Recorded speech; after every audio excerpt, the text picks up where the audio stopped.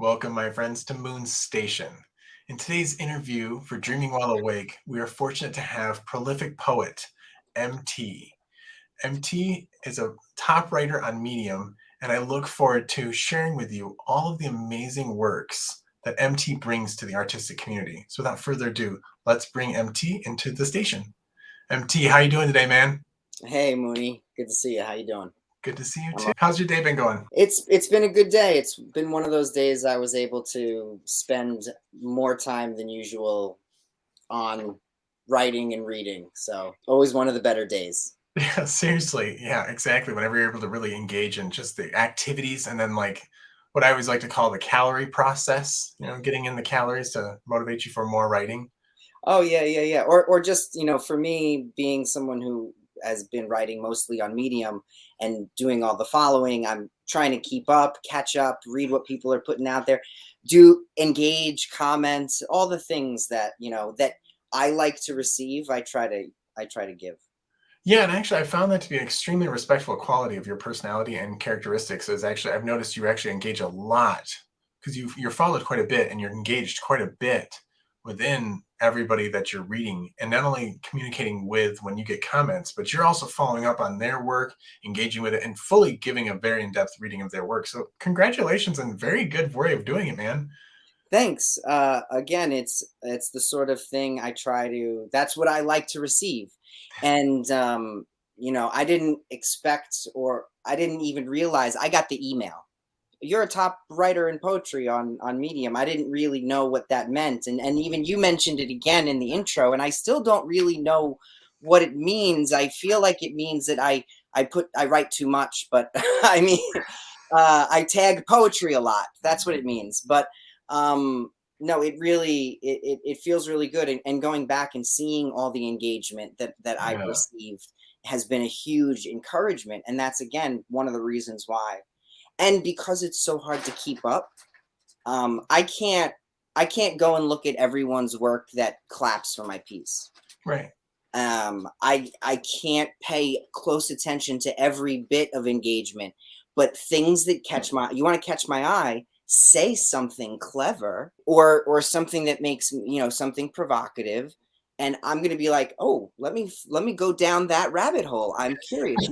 You've piqued my interest, and then we'll see where it goes. But I will genuinely engage for sure. Well, would you be interested in engaging in some of our artistic questions?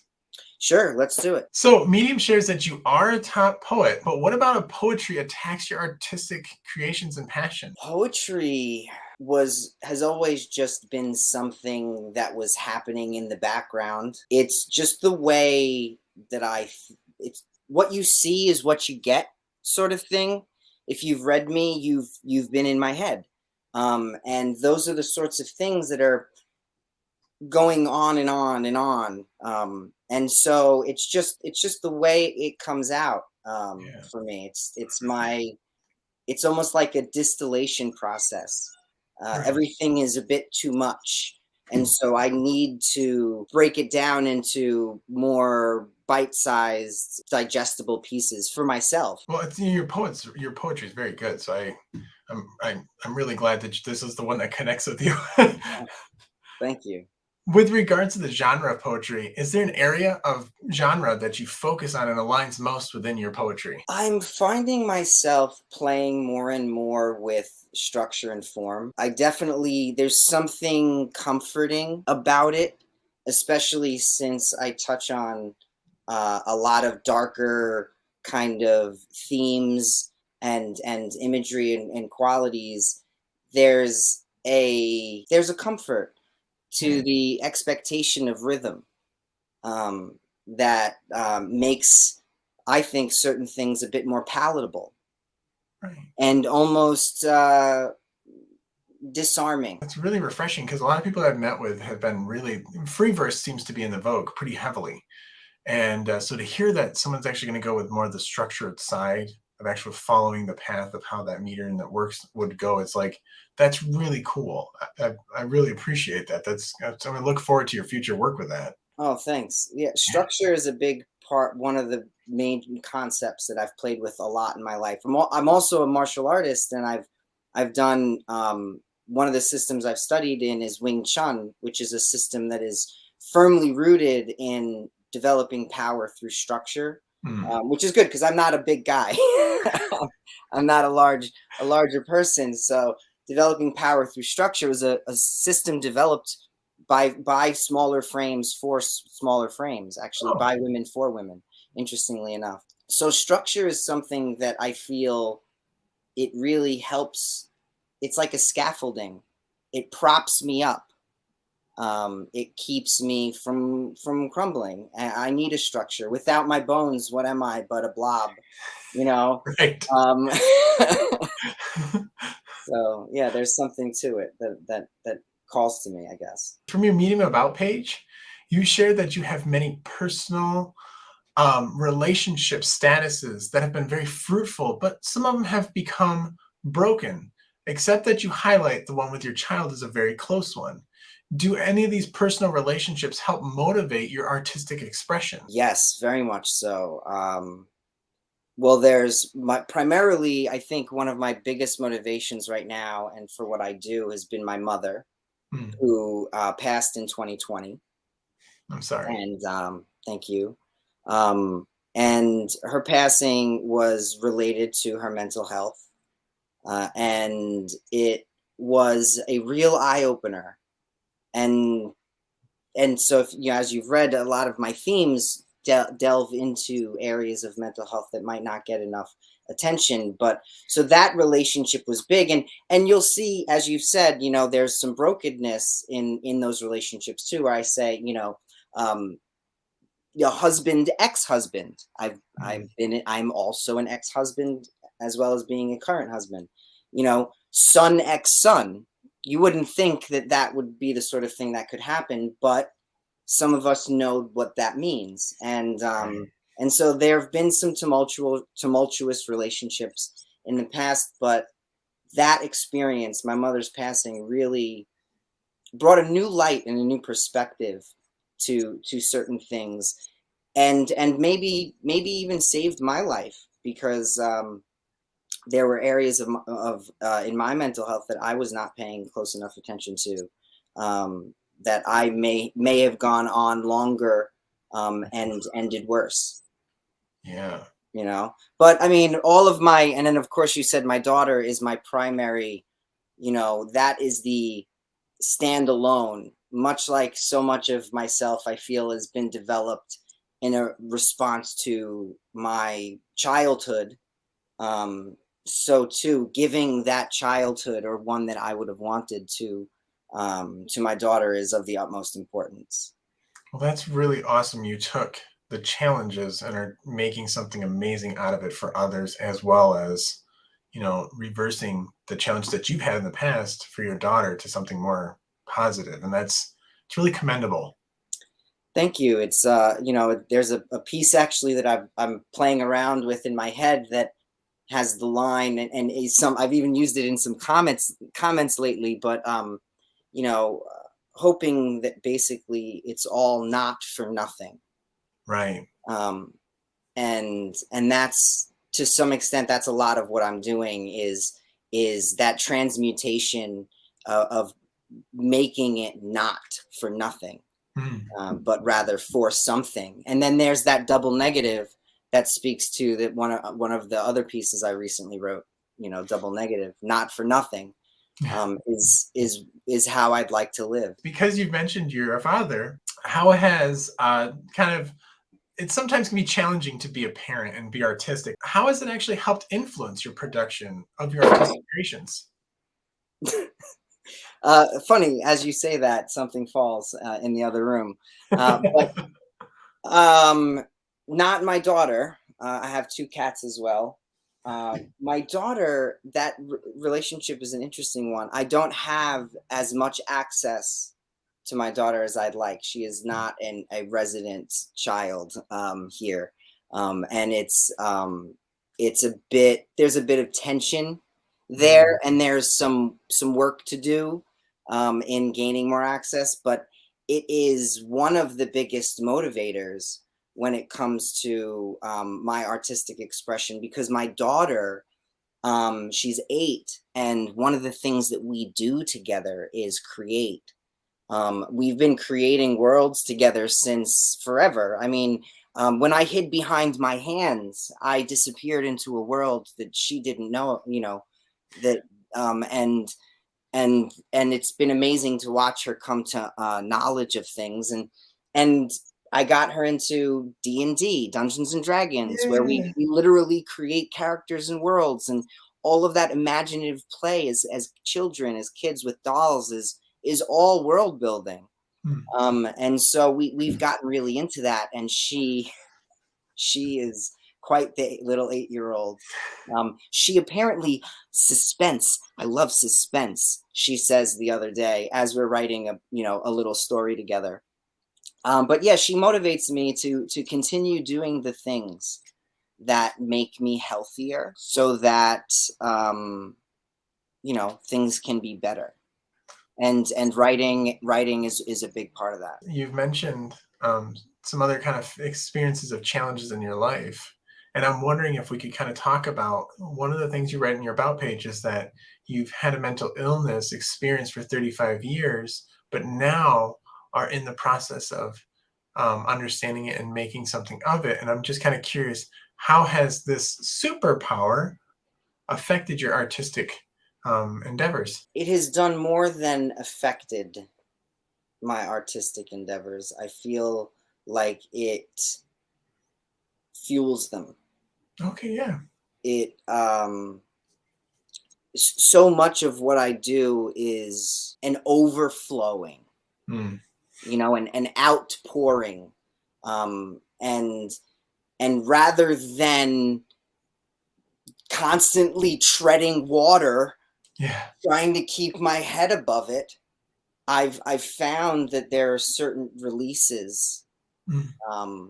um, certain levees I can open, Oh, wow. and like writing and poetry, that lower the level down to where I can find my footing again. And dealing with my superpower, as you call it, has been it's been supernatural. Okay, yeah. Because it's definitely, I'm finding that I didn't know that not everyone. I know this is going to sound like this might be something most of your listeners already know, but I didn't know that not everyone thinks the way I do. Right.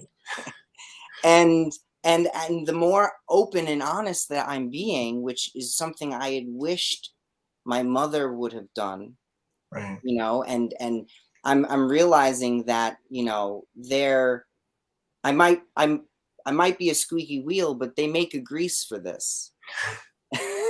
And things don't have to be as hard as as I was making them to be. I don't have to do it alone without any help. That's incredibly insightful, and I think that's really powerful, and I really hope people actually understand it because I definitely see how, mental illness can be quite the challenge, and I have heard more often than not that people feel like there's not much they can do, and instead of that, you've changed the narrative on that. You're looking at it from a different perspective that's a positive one, saying, "There is an outlet, look for it, and dive into it." Well, that's exactly what makes it not for nothing for me. Mm, Is that alchemical, transformative. It's only when those things that are the dark right, stay in the dark that they develop into something worse. right. But it's in discussing them, bringing them to light, realizing I was standing in a room, arms out wide, thinking I was alone, but the lights were off. Right. And then someone turned on the lights, and I realized I wasn't alone. I just didn't know it. Well, and that kind of leads into the next question. Like, so through your writing, we've talked about the depths that you like to explore. What are you hoping to communicate most with your audience? What I'm trying to communicate the most is that there isn't anything that's too much. Mm, mhm. there isn't anything that's too much. I'm sorry, I'm gonna get emotional now. Yeah. There isn't anything that's too much. You know, when we do it together, there's a great proverb. I do have a lot of, like, my things turn dark. I write and it turns dark. It Sure. was something I used to avoid, and by avoiding it, I stifled writing. I wouldn't Uh, create.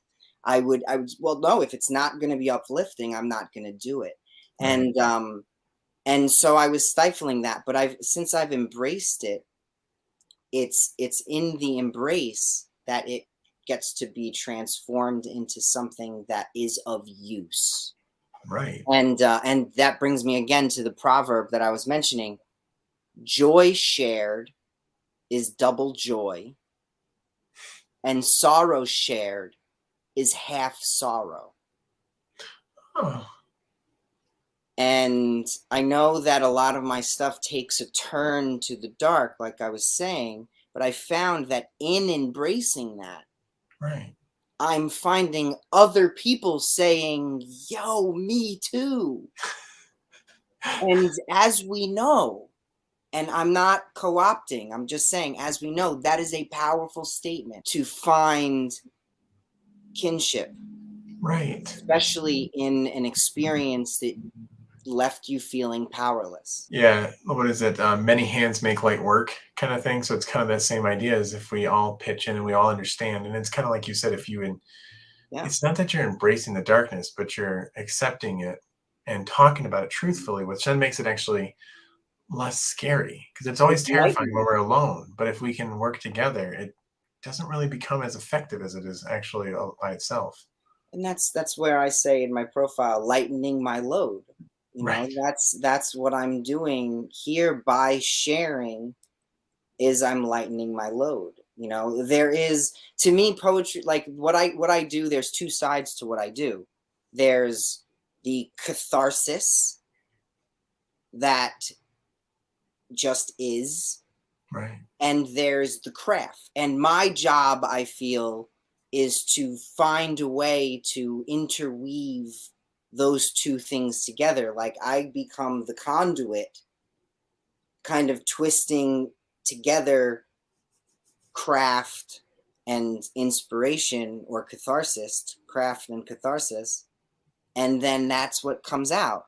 Yeah. You know, whatever it is that comes out. But I do like to spend the time on the craft too. You know, it's what you see is not the first thing that comes out of me. So we've talked a lot about poetry, but are there other experimental works of art that you're looking to kind of go into and even maybe bring about to show the audience in the future? Yeah, well, I mean, I did mention martial arts. I do like, I have a lion dance show coming up, like the Really? big lion head and the, you know. So we have some competitions coming up in the spring.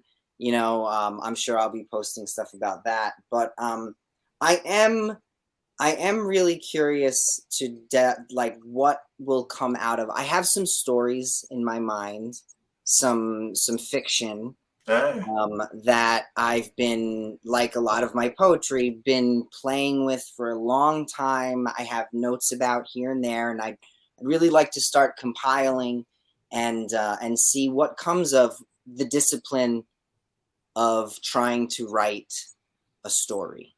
And my daughter's teaching me that, because I meet with my daughter weekly. You know, we have these, actually we have Zoom Skype calls, and every week it's almost like she's asking me for my pages, like, you know, where are we at with the story, Papa? so we've talked a lot about poetry, and we've talked about how well you write and how much you've written and how you've become pretty prolific on Medium. If there are any new writers coming to Medium, do you have any advice that you could offer them, such as like what should they look at for publication? Because you tend to publish in quite a few good spaces. Yeah, well, that's something I again, I just treat Medium the way I treat things that I enjoy, and I pour myself into them. And so I found publications that were publishing stuff that intrigued me, Yeah. and then those are the publications I sought out to publish with. And I'm a big fan. Like, you almost will never see me just publish something right on my page. I'll try to publish in a publication as much as possible for the readership, but they're publications I look at. It's places I find inspirations. I'm having conversations in the comment sections, sending links, like, someone just sent me a link to their photo essay that they did that I gave a comment for them on, and it's been a lot. It's something I've been looking forward to. I look forward to. It's like, all right, hey babe, it's time for me to do my Medium work. Dude, that's awesome. I think that's great. And yeah, actually, I've actually found some publications through you because of the way you've been able to kind of reach out to a lot of different groups, which has been really fortunate. And I see that you're actually really benefiting the community as a whole, which is great because, again, like you've always mentioned, how like you're bringing in yourself, but you're also bringing in other people to kind of connect with each other. And that's kind of been shown a lot in the way you communicate with the audience, the comments, and these publication groups. You're very well respected with everybody I've been able to ping and say, hey man, I've learned about you through MT. And they're like, oh yeah, MT, totally, Oh, that's great. Yeah. No, I mean, it seems to be what Medium is about. And I think you get the best use out of a thing, and Medium is a thing, as a platform. Mhm. But anything, you get the best use out of it when you use it the way it was intended. Right. I think, and so I'm just using Medium, and it vibes with me.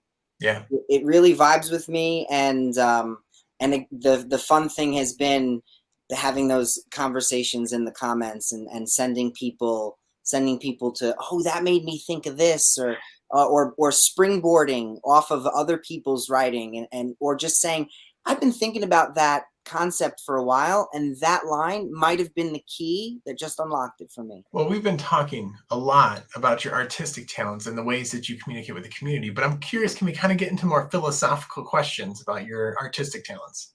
Sure, yeah, All absolutely. right, cool. What does art mean to you? Art to me is relief. It's a natural, supernatural mystery. Mm, Art is our attempt to grasp the intangible, and it's inevitable. I find art inevitable because, again, I feel like it's just an overflow. If you take consciousness and you shake it up in this thing we call life, you're going to wind up with art splattered all over the walls.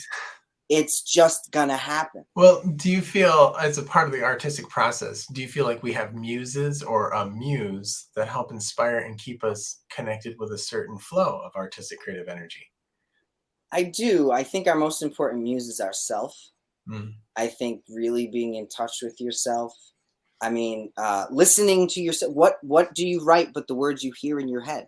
right, So you have to spend time listening to yourself, right. and that's the most important muse, I think. But other than that, it's for me, it's just being open. It's allowing wonder.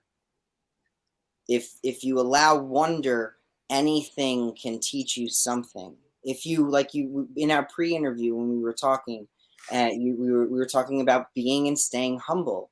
And Right. I think staying right sized, being humble, letting things teach you, asking myself, what does this moment have to teach me, Mm, is much more important, I think, than what do I have to teach this moment. Instead of trying to be interesting, stay interested.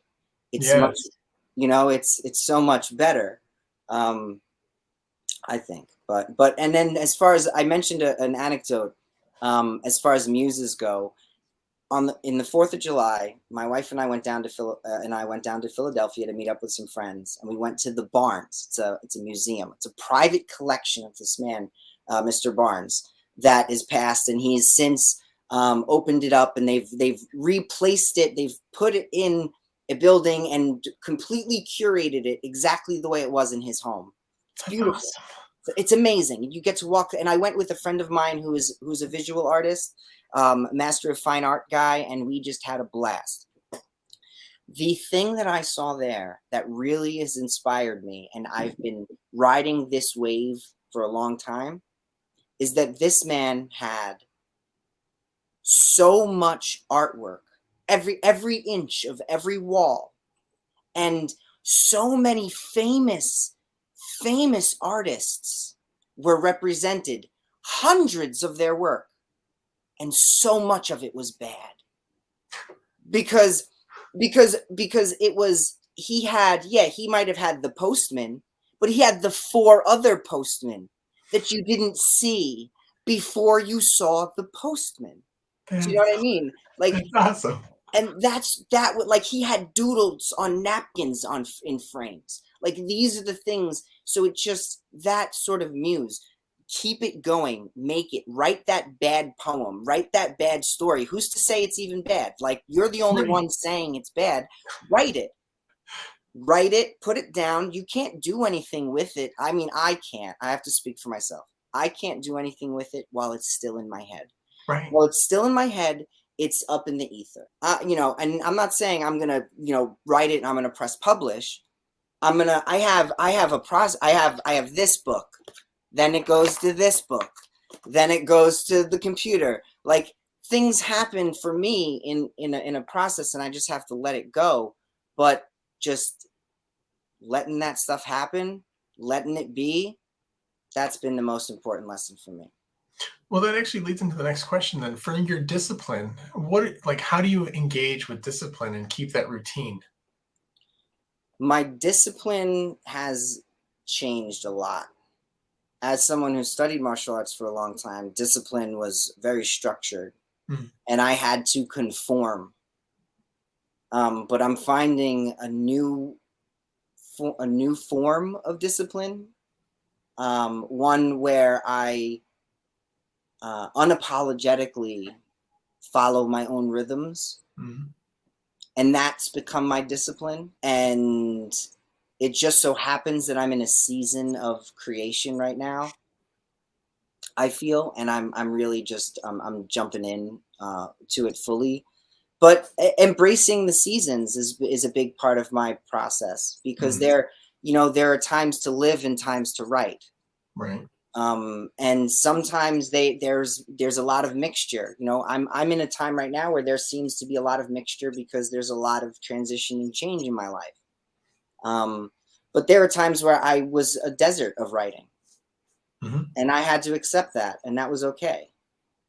um, but yeah, the process for me is one, the discipline is let it happen.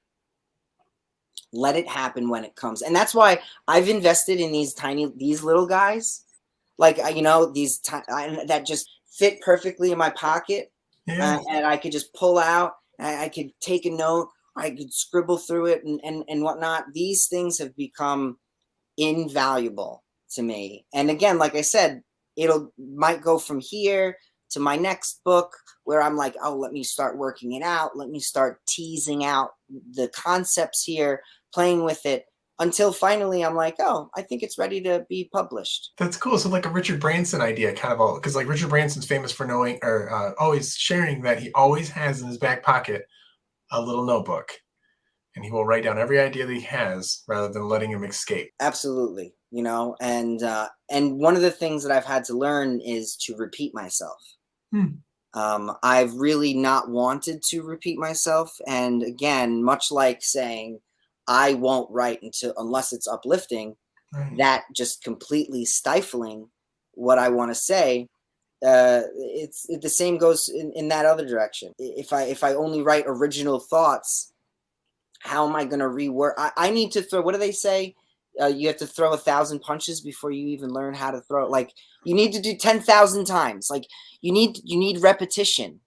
You need Yeah. the repetition. It's something I've learned a lot of lessons, I think, from my martial arts life, that I feel it is an art and a craft. And I Right. feel like there's a lot of intertwining and interplay with that. Yeah, I think that Bruce Lee approach is very good one. He's more concerned. He's not nervous about the person that's done 1,000 punches in one day, but the person that's done 1,000 punches every day, kind of thing. Like he's Yeah, like, I'm more we have concerned. we have a saying in kung fu. We say, forget kung fu one day, kung fu forgets you three. And that's just about, you gotta stay on it and stay in it. It's the only way that real sustainable growth happens. Well, now that you've reached this point in your artistic career, what kind of advice would you give the younger you? Oh man. Well, I guess the first thing I'd say to the younger me would be don't scare away any of the therapists. Give it a shot. Do it. Then, when it comes to writing, I think I would say the lesson that I needed to learn, which is the one I've recently learned and we've touched on, write it anyway. Mm, Write it anyway. I've not written so much just because I said, why bother? right. Why bother? I have not written so much. I have stopped so many false starts, refusing to start because of what some once I start, I'll never stop. The words will never stop coming. That's my fear, really. What a Okay. fear to have. So I've decided to turn the faucet on and let it flow.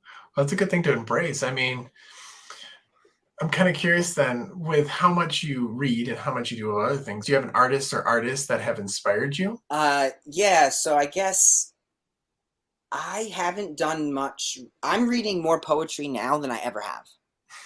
I'm reading the poetry I'm reading. I'm reading all of your poetry. If you're on Medium and I mean we interact and stuff, I'm reading your poetry. I'm reading so much poetry. I never read poetry. I have like a very small collection of some poetry over here. Um, I'm all about fiction, novels. I love worlds. I love multi, multiple book series. I'm in the middle of between the 3 or 4 series I'm in the middle of probably about 36 books. Wow. Because I'm in a 15 book series, book 6. I'm in a 6 book series, book 3. Like those sorts of things. I'm always jumping around, reading them all at the same time. But right now, I'm reading Moon Witch Spider King, Oh, Marlon James. Freaking amazing. It's the second of a trilogy that it just came out. I pre-ordered it. The third book's not written. And it's basically I'd hate to even describe it this way, Tolkien-esque fantasy epic, but written in and around and including African continental themes and cultures. oh, okay, cool. And it's incredible. Yeah, that's really sweet because I don't really get to find many novels with Well, such an incorporation of culture. It seems to always be one that's missed a lot, and it's one that's just got such incredible depth and beauty and history. yeah, well, the first book, that's the second book. The first book is Black Leopard, Red Wolf. Oh, And that's definitely worth the read. The other one I'm reading Steven Erickson's series, the Malazan Book of the Fallen, which is a huge, fantasy type of series, one of the longest fantasy series written.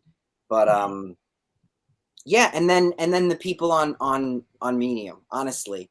Like there's these great grand, epic things that I read and Medium and everything I can get my hands on, because it inspires me. There's a guy, Hayden Moore. I'm looking forward to he's actually writing a novel. I'm getting it published. I'm looking forward to reading that. But his musings, his kind of poetic musings on what he's reading has always been really inspirational to me. It's so hard. Like you said, I interact with so many people. I feel like I can genuinely say there are so many I can't pick, and mean it. And when publications say, name 10 people that, I just go to my responses. Like the yeah, last 10 people I interacted with, they're going to be the ones I name because that list is always changing, right. you know? Yeah, well, we've covered a lot in this interview, and I really Yeah. appreciate it. Are there any like upcoming projects or promotions that you'd like to talk to the audience with, or maybe some advice on how they can connect and contact you? Well, you can connect with me on Medium and Twitter. That's, I know Mooney reached out to me on Twitter, and so you could totally DM me and say what's up. I'm all about collabs and connections. Yeah, I mean, I know I'm in New York. And I'll definitely be doing the New York City like poetry festival in the spring. And so if I develop a community here and some people want to meet up, that's something I'm all about. Um, and Yeah, and look out for some of my stuff. I have a couple of interesting things on the horizon that I've been playing with. I have a piece I could debut here if you'd like, that I haven't published yet, if you're interested. Sure. Yeah, you sure? Yeah. Do you need it as like a shared screen? Or No, would no, you? I can just take a you could still see me, right? Yeah. Yeah, I'll just take a look at it.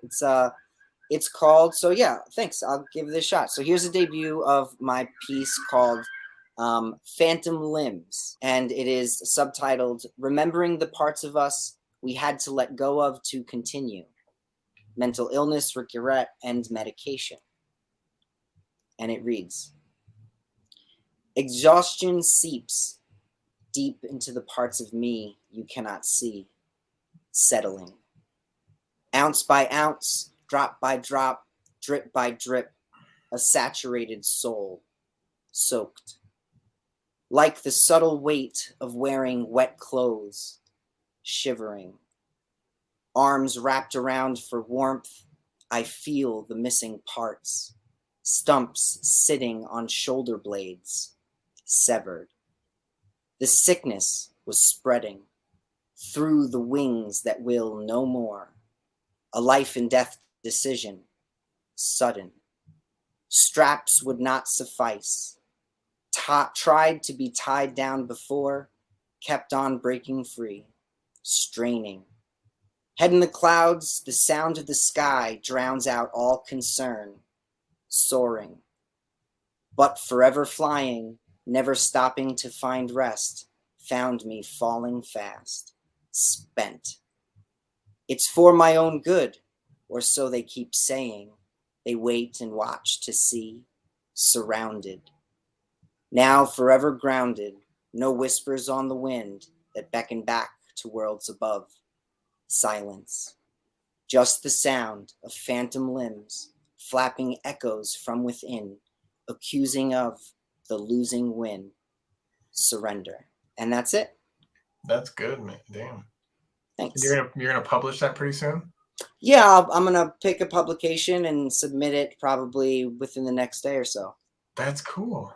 Well, Yeah, I look forward to it, and I'll make sure to add it in the detail notes here yeah, on. I'll send you the link when it's up for sure. Yeah, that'd be awesome, man. Well, thank you for sharing your poem. Thank you for sharing your time with us and let us interview you. Is there anything else that you'd like to kind of like go over and conclude? No, I'm excited about this. Like I said, I'm going for this ride. I'd like to see what comes of it. I'm putting in some effort. Yeah. I found that effort has been necessary in certain ways, but I also need to learn the balance of when to let things go. Mm. And so, like I said, I mean, we're all just on this ride together, figuring it out. I think the last thing on my little mini bio says "Let's go," Yeah. and that's kind of my mindset when it comes to all of this. So, let's go. Well, thank you for your time, man. I hope you have a wonderful day. Thanks, man. I will enjoy the rest of the evening, and I hope you do too.